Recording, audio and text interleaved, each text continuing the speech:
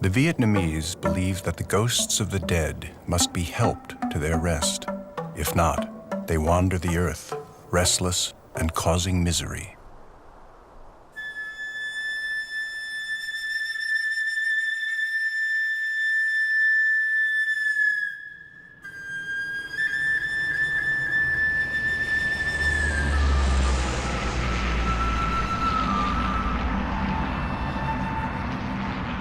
I grew up in the wartime. I haven't seen the land, the spray, the defoliant every day, and I can smell.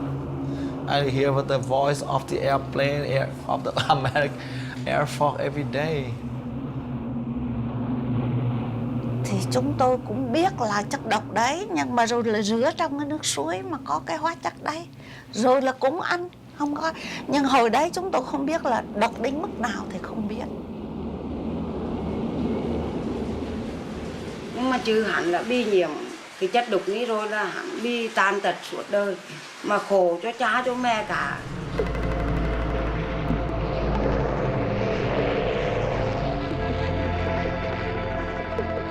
The chemical companies, they engaged in chemical warfare, and that's the heart of our argument. The president made the decision that to save the lives of South Vietnamese soldiers and American soldiers eventually, this was a completely justified and lawful thing to do. The spraying of toxic herbicides during the Vietnam War appears to have affected 3 generations of Vietnamese, as well as U.S. Vietnam veterans who were exposed to the chemicals. This ongoing aftermath of the war has come to haunt both sides. 3 decades after the end of the war, millions of Vietnamese victims are asking the U.S. courts for justice by holding the chemical companies accountable. It is the last issue of contention between the United States and Vietnam. Raymond Burkhart, former U.S. ambassador to Vietnam, called it the last ghost of war.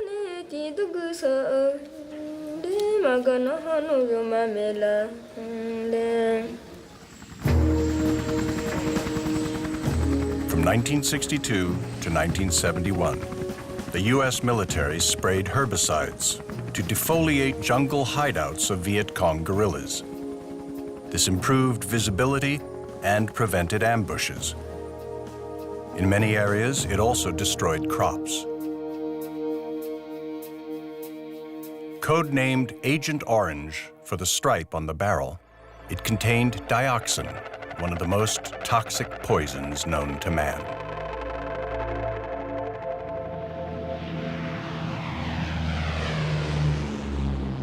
The Department of State was concerned about the potential political ramifications of using herbicides, possible international questions or condemnation. They thought the communist powers, China, North Vietnam, would use this as a propaganda weapon against the United States.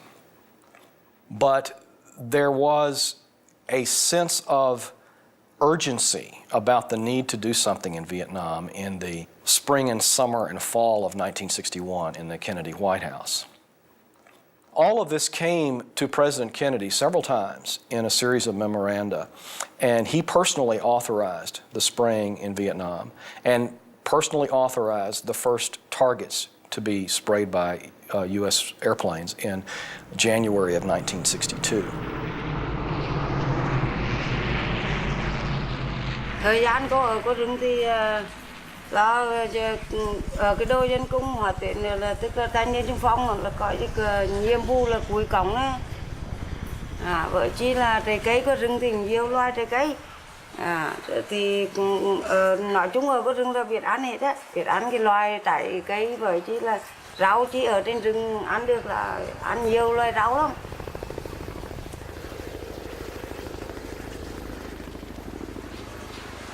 Chứ hắn là bị nhiễm cái chất độcนี้rồi là hắn bị tàn tật suốt đời, mà khổ cho cha cho mẹ cả cái đời người. Đúng thời á, cha mẹ cùng nhiễm bao nhiêu cái chất độc nữa rồi, chứ cứ mang cái bệnh trong người một thời gian là chết thôi, chứ không có lâu. Tuổi tôi á mà có cái chữ là lâu chết đây thì cũng vì trời là chưa cho chết, vì cái thằng con đi, chứ còn tôi là đáng là chết rồi thế.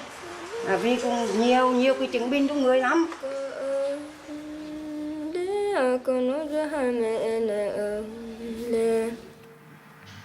The herbicide spraying program was highly controversial from the outset.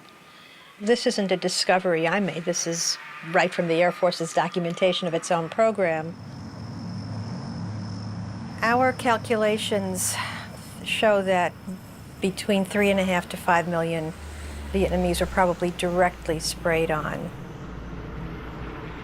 And we discovered much more herbicide had been used than anybody had known before, and that it was more heavily contaminated than had previously been thought.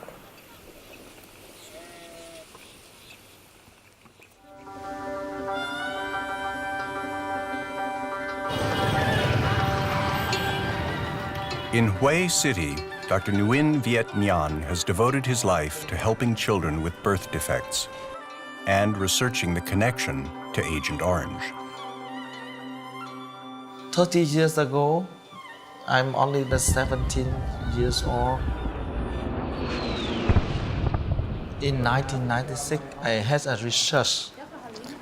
I want to know the relationships between the parent who is exposed to the herbicide in wartime with the birth defect in their children.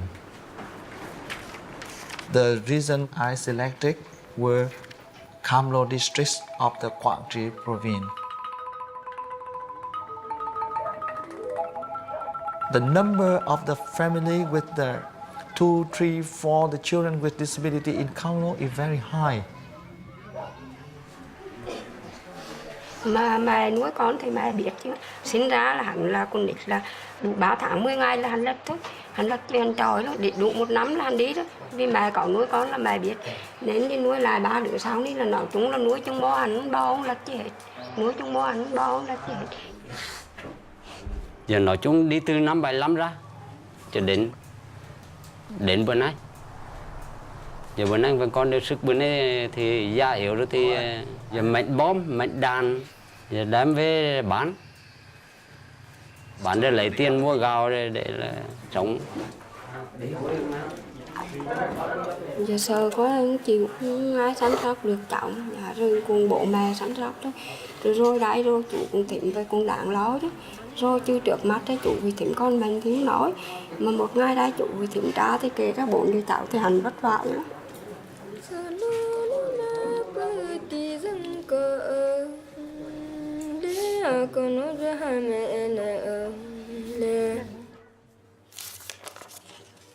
It's the family with the 3 children with disability.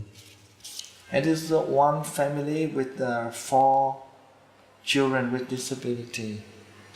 The question why and the relationships between the exposure to Agent Orange. We need more research, not only a small research like this.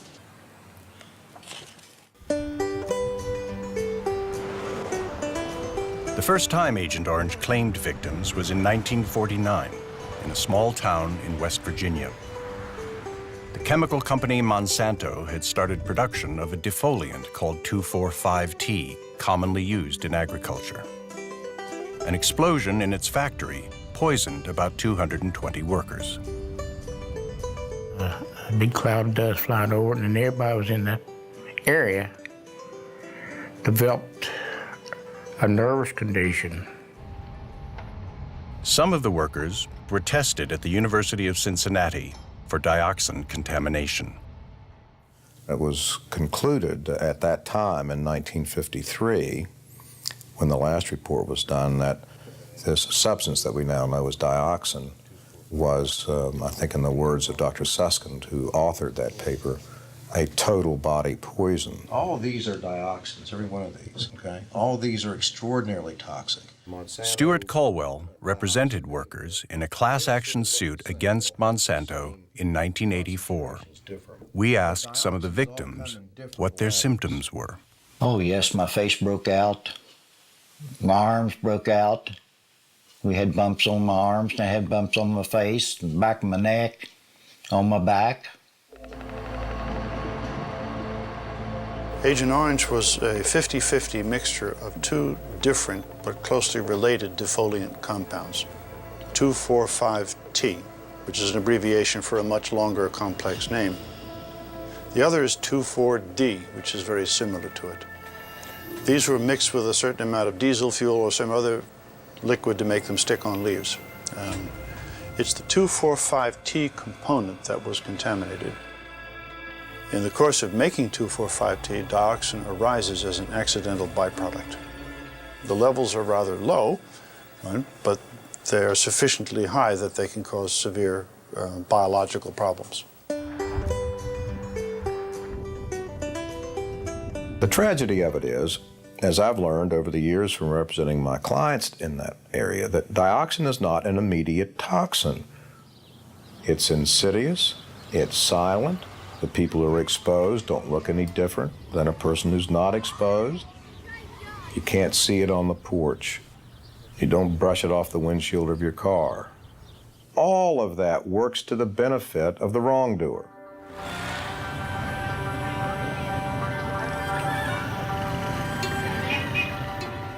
In Vietnam, dioxins get into people usually through animal fats. So the most important thing from a public health physician standpoint is to stop the new intake of dioxin into people. Just as it was nice to know that cigarettes cause lung cancer, and that 20 or 30 years of study was very valuable, but you didn't really need to do 30 years. You could tell people, stop smoking cigarettes, and you probably are going to be in better health.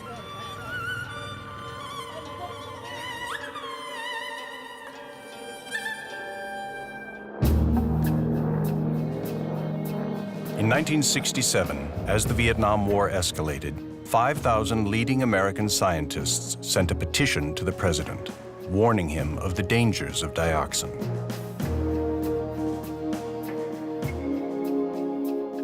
I think that the American scientific bodies who did independent research and wrote letters and made statements about herbicide use in Vietnam, I think this did have an impact on policy. But it came along at a time when the Nixon administration was in the process of ending U.S. involvement in Vietnam, turning American operations over to the South Vietnamese. So it was a seed planted in fertile soil, so to speak, as long as we're talking about herbicides and plants. After the war, Vietnam veterans started filing disability claims for illnesses they believed were caused by Agent Orange. Amid mounting fears, the Air Force finally agreed in 1979 to test veterans involved in the spraying program called Operation Ranch Hand. The results were inconclusive. Some veterans did not have high levels of dioxin in their blood. Others who did showed no symptoms of illness. The government says that unless you can convict dioxin beyond reasonable doubt in the sense of a murder conviction, that we will do as little as possible to help the veterans. And what I think this does is it conceals a failure of political and moral will behind a facade of scientific objectivity.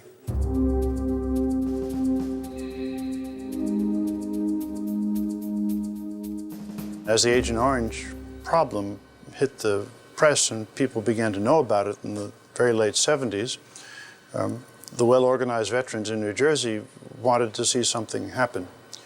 And when the federal government seemed to be moving rather slowly on the issue, they pressured the state government to create a state commission of investigation. Our first study was of men who handled the spray on a regular basis.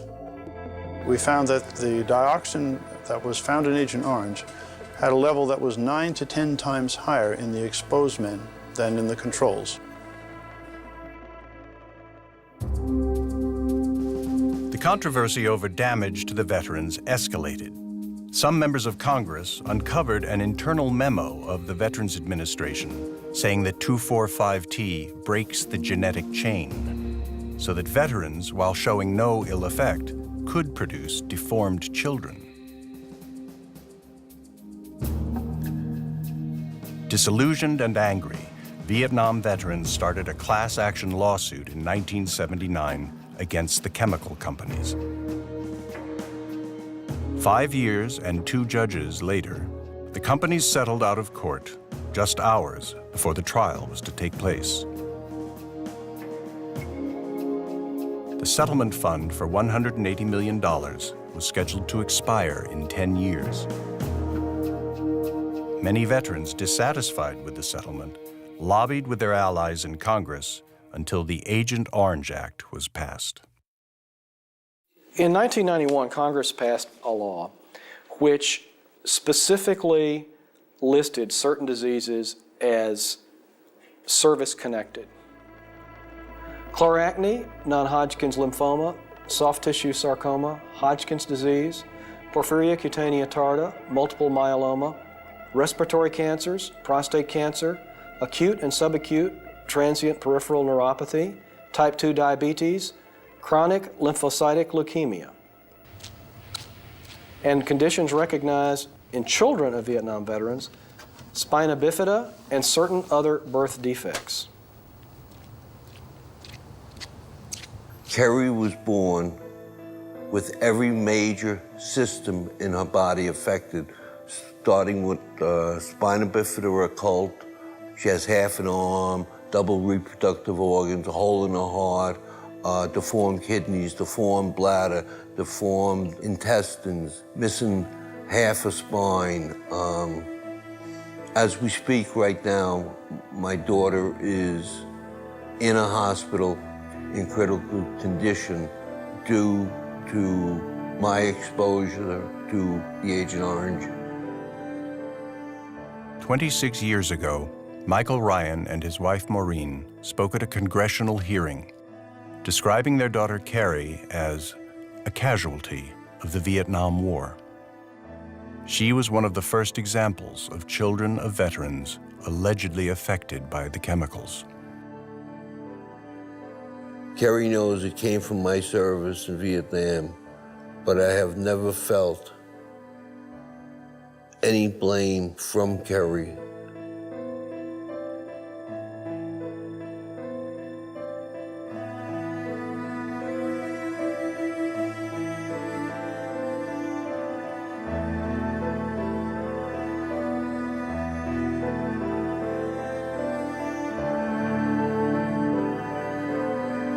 The Vietnam War, Carrie and I fight every day.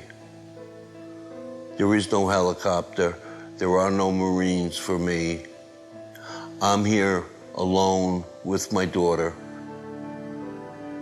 It just never stops.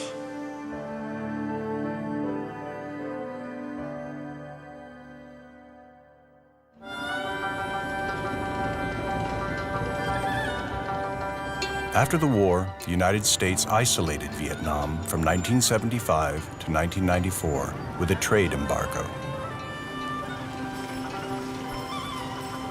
The Vietnamese victims of Agent Orange had been watching the American veterans' legal fight for years. In 2004, they decided to bring a class action lawsuit of their own against the chemical companies, with the help of American lawyers. Do you think it would help to get expert affidavits on causation? They first wrote a letter to the American people. Dear American friends, the Vietnamese people have never harbored any sense of hatred for the American people, who themselves have had their own history of struggle for independence and freedom. Millions of people have been subjected to deadly, incurable diseases linked to Agent Orange exposure. Many of their descendants were born with inherited disabilities. In face of the situation,